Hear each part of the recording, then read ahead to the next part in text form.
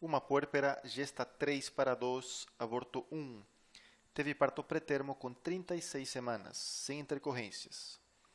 A tipagem sanguínea materna resultou grupo A com fator RH negativo e teste de Coombs indireto foi positivo, título 1 para 4. O recém-nascido apresentou tipagem sanguínea grupo O, fator RH positivo e Coombs direto negativo. A paciente recebeu imunoglobulina anti-D na 28ª semana de gestação. A respeito da imunoprofilaxia no pós-parto dessa paciente, conclui-se corretamente que a imunoprofilaxia na 28ª semana foi eficaz e a paciente não necessita de nova dose. B. A paciente desenvolveu aloimunização ao antígeno D e a imunoprofilaxia não será eficaz. C. O Coombs direto negativo indica que a imunoglobulina anti-D deve ser administrada em dose dupla. E D.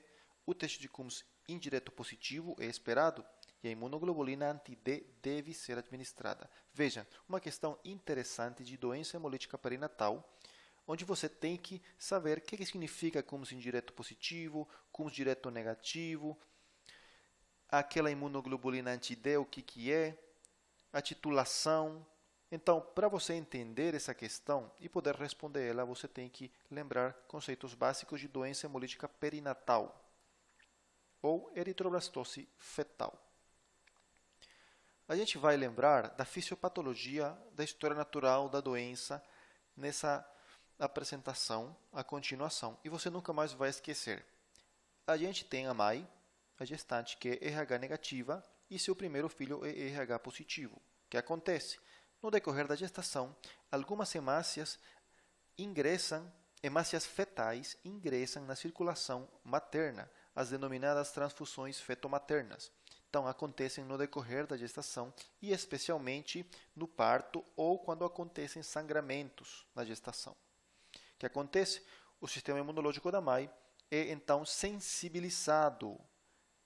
A mãe é sensibilizada através daquela exposição ao antígeno desconhecido RH e vai produzir anticorpos IgM. Só que esses anticorpos IgM não atravessam a barreira hematoplacentária e não vão atingir o feto. Só que, na segunda gestação, o filho também é RH positivo, também no decorrer da gestação algumas hemácias entram na circulação materna e como essa mãe já foi sensibilizada, agora, essa mãe, numa nova exposição, vai produzir anticorpos IgG. E esses anticorpos IgG vão ser detectados através do Coombs indireto. Mas o que vão fazer esses IgG, esses anticorpos IgG?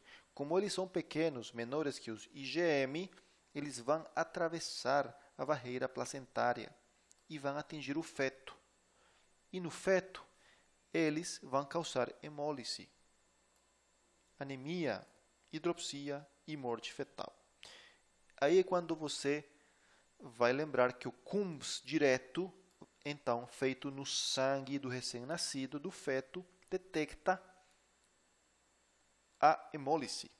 E o Coombs indireto vai detectar aqueles anticorpos IgG, ou seja, vai falar para você que essa paciente já está sensibilizada. Essa é a fisiopatologia da doença. O que a gente pode fazer para prevenir, então, toda essa história? Fazer a profilaxia. E como você vai fazer profilaxia? Vai administrar imunoglobulina anti-D ou anti-RH em quem? Na mãe. Para quê? Para prevenir a sensibilização.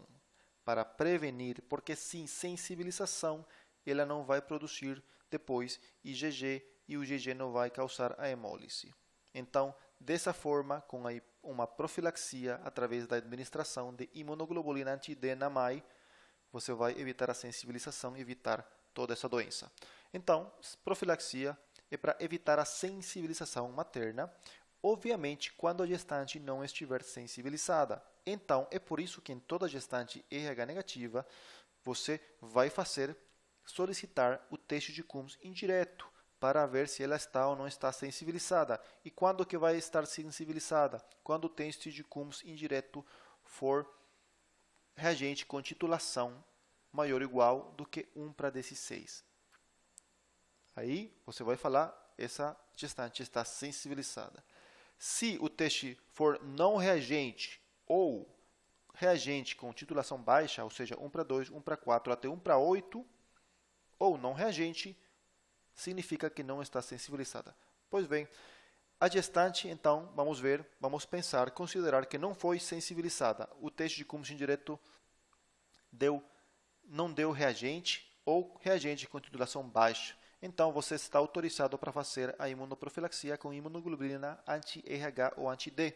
Vai administrar 300 microgramas IM. Quando? Na 28ª semana de gestação. No pós-parto, se Cummins indireto ou negativo, ou seja, se a mãe não sensibilizou no decorrer da gestação, e se o recém-nascido for RH positivo. E após todo evento obstétrico, que a gente vai mencionar a continuação. Essa é a imunoprofilaxia. Então, fixando, na 28ª semana de gestação, você vai administrar a imunoglobulina anti-RH no pós-parto e após todo evento obstétrico. Lembrando que isso aqui dá a resposta da nossa questão. Quando você administra essa primeira dose de imunoglobulina na 28ª semana de gestação, 28ª, é esperado que o Cummins indireto se torne positivo, entre aspas, ou seja reagente, só que vai ser reagente com uma titulação baixa, no máximo 1/4. É isso que aconteceu na nossa gestante. A gente vai voltar para a questão no final e vai lembrar disso aqui. Quais são as indicações formais do Ministério da Saúde para administrar imunoglobulina anti-D? Então, mais RH negativo, não sensibilizadas. Como falei, a primeira dose, então, na 28ª semana de gestação, em mulheres com Cummins indireto negativo, ou seja, não sensibilizadas, e parceiros RH positivos. Após parto também, mas também Cummins indireto negativo, ou seja, não sensibilizadas, e recém-nascido RH positivo. E após procedimentos obstétricos invasivos, como amniocentese, cordiocentese, biópsia do bílio coreal, após sangramentos, abortos, gravidez ectópica, mole datiforme, sangramentos obstétricos como placenta prévia. Essas são as indicações formais.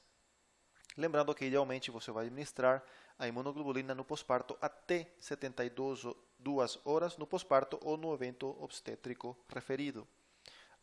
As recomendações até 28 dias.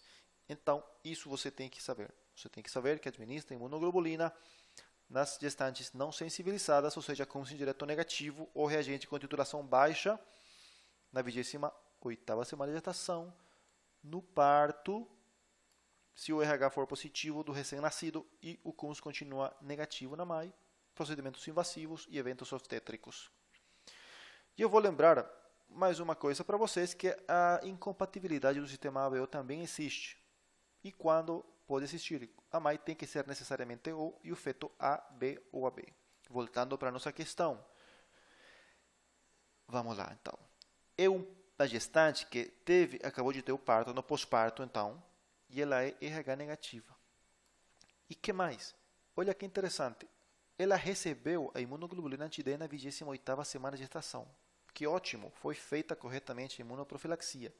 E agora no pós-parto, o teste Cummins indireto foi positivo com título baixo, como esperado quando você faz a imunoprofilaxia. Então está tudo ótimo. O recém-nascido, ele deu RH positivo e o Cummins direto negativo, ou seja, não teve hemólise. E seu fator é RH positivo. Então, você está autorizado a administrar a seguinte dose de imunoglobulina anti-D ou anti-RH nessa gestante para continuar sua profilaxia corretamente. Vamos procurar então essa opção. Opção A, o que fala? A imunoprofilaxia na 28ª semana foi eficaz e a paciente não necessita de nova dose. Está errado, porque a paciente necessita sim de nova dose. B, a paciente desenvolveu aloimunização ao antígeno D.